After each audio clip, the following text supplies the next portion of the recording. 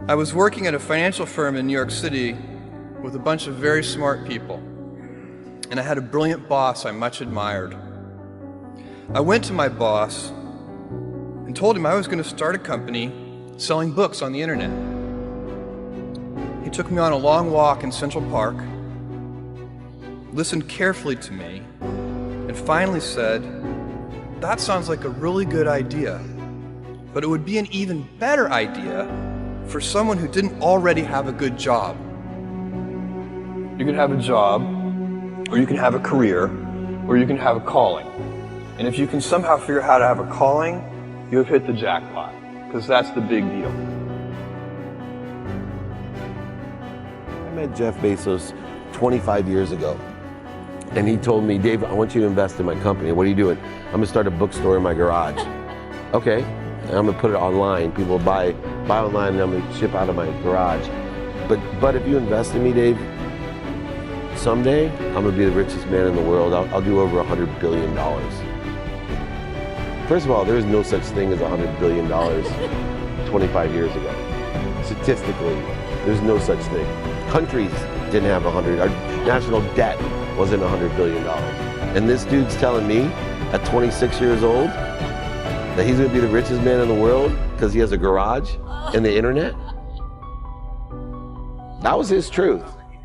No, but he did not know it, and neither did I. But the difference between him and I is I was laughing, scoffing, and jesting at him, and he was already applauding himself, going, at the right way, at the perfect time, I'm going to make as much as I can as quickly. And I'm sitting there going, there's no way this is going to be a big business. Do something you're very passionate about, and don't try to chase what is kind of the hot passion of the day. Seen in that light, it really was a difficult choice. But ultimately, I decided I had to give it a shot. I didn't think I'd regret trying and failing. And I suspected I would always be haunted by a decision to not try at all. After much consideration, I took the less safe path to follow my passion, and I'm proud of that choice. As a young boy, I had been a garage inventor. I'd invented an automatic gate closer out of cement-filled tires, a solar cooker didn't work very well out of an umbrella and aluminum foil, baking pan alarms to entrap my siblings. I'd always wanted to be an inventor, and she wanted me to follow my passion. There's a military phrase that I especially love, and it says, "Slow is smooth and smooth is fast." And I have seen that in every endeavor I've ever been in.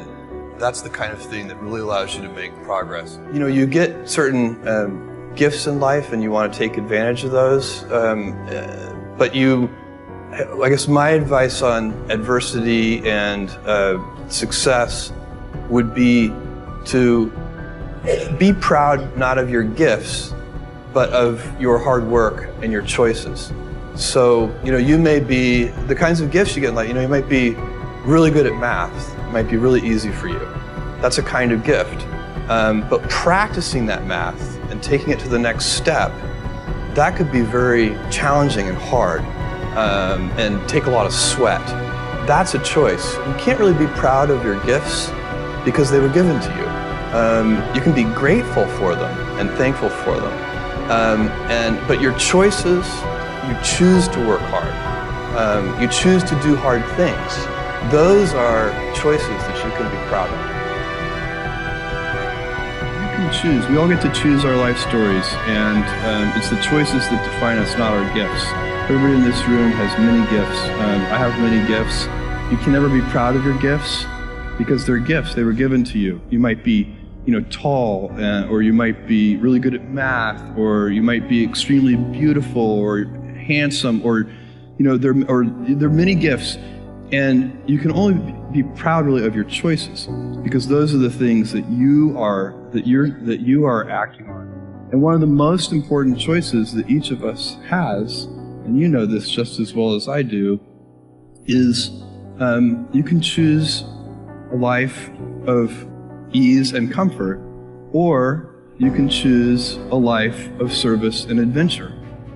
And when you're 80, which one of those things do you think you're going to be more proud of? You're going to be more proud of having chosen a life of service and adventure. Never been a better time to be alive. I mean, it's just incredible the amount of inspiration that the world generates for me, and I think for a lot of people. It's insane, the amount of change and invention and opportunity. Your life, the life you author from scratch on your own, begins.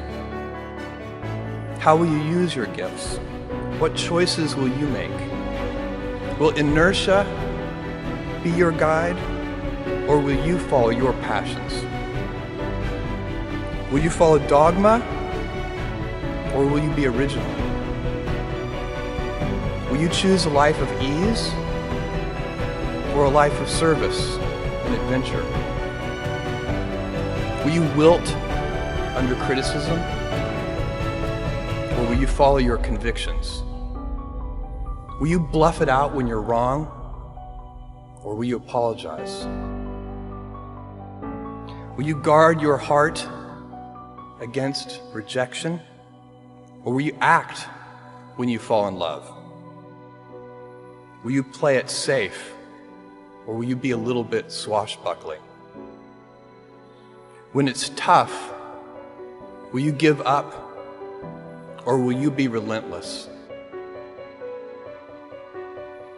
Will you be a cynic, or will you be a builder? Will you be clever at the expense of others, or will you be kind? Every time you figure out some way of providing tools and services that empower other people to deploy their creativity, you're really onto something. You know, you're very lucky if you have a career. A lot of people end up with a job. If you don't love your work, you're never going to be great at it. Jules Verne, Mark Twain, Galileo, Newton, all the curious from the ages would have wanted to be alive, most of all, right now. As a civilization, we will have so many gifts, just as you as individuals have so many individual gifts as you sit before me. How will you use these gifts? And will you take pride in your gifts or pride in your choices?